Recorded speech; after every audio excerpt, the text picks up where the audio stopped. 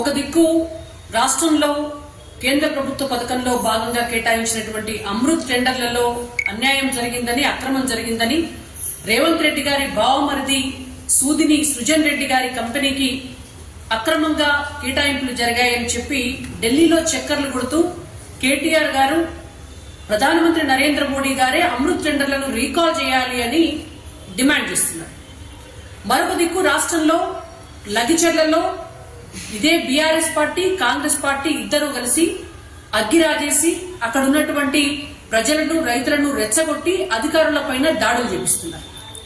ఈ రెండు అంశాలకు సంబంధించి అటు అమృత్ టెండర్లు కేటాయించినటువంటి కంపెనీ రేవంత్ రెడ్డి గారి బావమరిది సూదిని సృజన్ రెడ్డి గారిది. ఇటు లగిచెర్లలో నిర్మించబోతున్నటువంటి ఫార్మా కంపెనీ రేవంత్ రెడ్డి గారి బావమరిది సూదిని సృజన్ రెడ్డి గారిది. అయితే ఈ సూదిని సృజన్ రెడ్డి గారు ఎవరు అనంటే లిక్కర్ కేసులో కవిత గారితో సహా భాగస్వామ్య వ్యాపారం చేసి లిక్కర్ కేసులో నిందితులుగా ఉన్నటువంటి సూదిని సృజన్ రెడ్డి గారే ఈ సూదిని సృజన్ రెడ్డి గారు. అంటే లిక్కర్ కేసులో కవిత గారితో ఈ సూదిని సృజన్ రెడ్డి గారు బిజినెస్ పార్ట్నర్. దాంతో పాటే అడికోర్ ఇన్ఫ్రాస్ట్రక్చర్ ప్రైవేట్ లిమిటెడ్ అనేటువంటిది ఇంకొక కంపెనీ ఉంది. ఇది 2010లో స్థాపించబడినటువంటి కంపెనీ. ఈ కంపెనీలో ఈ రోజు వరకు కూడా కల్వకుంట్ల కవిత గారు అంటే కేసీఆర్ గారి కూతురు, కేటీఆర్ గారి సోదరిమణి ఆవిడ మరియు ఇవాళ రేవంత్ రెడ్డి గారి బావమరిది సాదిని సృజన్ రెడ్డి గారు వీళ్ళిద్దరూ కూడా బిజినెస్ పార్ట్నర్స్ గా ఉన్నారు. ఈ అడికోర్ ఇన్ఫ్రాస్ట్రక్చర్ ప్రైవేట్ లిమిటెడ్ కు సంబంధించి అసలు ఈ కంపెనీ పెట్టినప్పుడు ఉన్నటువంటి ఇద్దరు డైరెక్టర్లలో ఒక డైరెక్టర్ ఇవాల్టి ముఖ్యమంత్రి అనుముల రేవంత్ రెడ్డి గారు.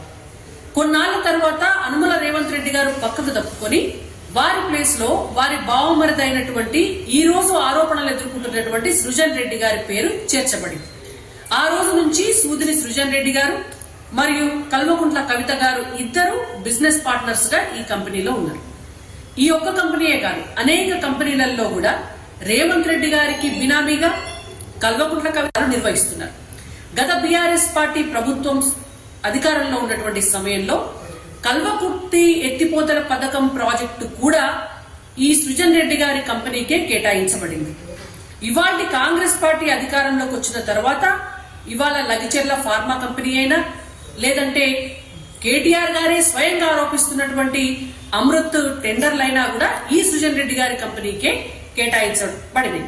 దీని అర్థం ఏంటంటే ఇటు కల్వకుంట్ల వారి కుటుంబం, అటు రేవంత్ రెడ్డి గారి కుటుంబం, ఈ రెండు కుటుంబాలు కలిసి అటు కాంగ్రెస్ పార్టీ అధికారంలో ఉన్నప్పుడు, ఇటు బీఆర్ఎస్ పార్టీ అధికారంలో ఉన్నప్పుడు, మళ్లీ కాంగ్రెస్ పార్టీ అధికారంలోకి వచ్చిన తర్వాత కూడా తెలంగాణను సమపాళ్లుగా దోచుకు తింటూ మరొక దిక్కు ఈ రెండు పార్టీలు కలిసి భారతీయ జనతా పార్టీ పైన నిందించడం జరుగుతుంది.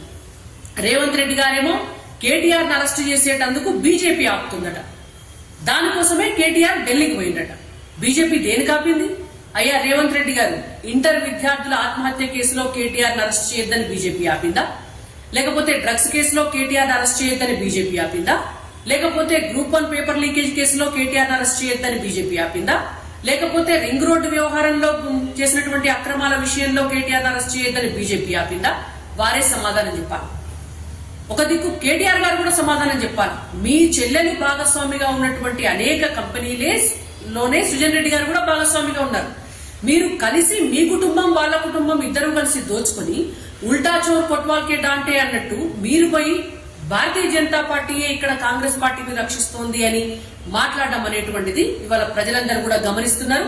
మీ రెండు పార్టీలు 6 గ్యారంటీల నుంచి ప్రజల దృష్టిని మళ్లించేటందుకు చేస్తున్నటువంటి డ్రామా ప్రజలు గమనిస్తున్నారు. భారతీయ జనతా పార్టీ కూడా గమనిస్తోంది.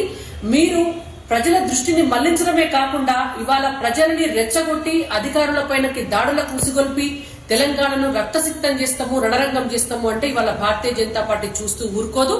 డెఫినెట్ గా దీనికి మూల్యం చెల్లించుకోవాల్సినటువంటి పరిస్థితి కాంగ్రెస్ పార్టీకి, అటు బీఆర్ఎస్ పార్టీకి కూడా వస్తుందని చెప్పి భారతీయ జనతా పార్టీ హెచ్చరిస్తోంది.